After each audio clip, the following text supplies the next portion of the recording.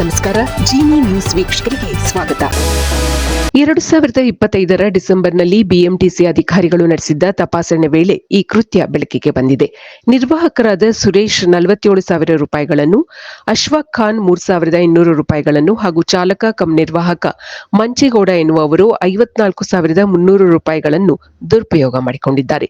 ಈಗಾಗಲೇ ಆರೋಪಿಗಳ ವಿರುದ್ಧ ಶಿಸ್ತು ಕ್ರಮ ಕೈಗೊಳ್ಳಲಾಗಿದೆ. ಯುಪಿಐ ಪಾವತಿ ಪ್ರಕ್ರಿಯೆಯಲ್ಲಿ ಪಾರದರ್ಶಕತೆ ಹೆಚ್ಚಿಸಲು ಬಿಎಂಟಿಸಿಯಿಂದ ಸದ್ಯದಲ್ಲಿಯೇ ಡೈನಾಮಿಕ್ ಕ್ಯೂಆರ್ ಯುಪಿಐ ಪಾವತಿ ವ್ಯವಸ್ಥೆಯನ್ನು ಅನುಷ್ಠಾನಗೊಳಿಸಲಾಗುವುದು ಎಂದು ಸಾರಿಗೆ ಸಚಿವರಾದ ರಾಮಲಿಂಗಾರೆಡ್ಡಿ ಹೇಳಿದ್ದಾರೆ. ಬಿಎಂಟಿಸಿಯ ಅಧಿಕೃತ ಯುಪಿಐ ಸ್ಕ್ಯಾನರ್ ಬದಲಿಗೆ ವೈಯಕ್ತಿಕ ಸ್ಕ್ಯಾನರ್ ನೀಡಿ ಟಿಕೆಟ್ ಹಣವನ್ನು ಪಡೆದ ಆರೋಪದ ಮೇಲೆ 3 ಕಂಡಕ್ಟರ್ಗಳನ್ನು ಕರ್ತವ್ಯದಿಂದ ಅಮಾನತುಗೊಳಿಸಲಾಗಿದೆ ಎಂದು ಸಾರಿಗೆ ಸಚಿವ ರಾಮಲಿಂಗಾರೆಡ್ಡಿ ತಿಳಿಸಿದ್ದಾರೆ. ಇದು ಈ ದಿನದ ನಿರಂತರ ಸುದ್ದಿಗಳಿಗಾಗಿ ವೀಕ್ಷಿಸುತ್ತಿರಿ ಜಿನಿ ನ್ಯೂಸ್. ನಮಸ್ಕಾರ.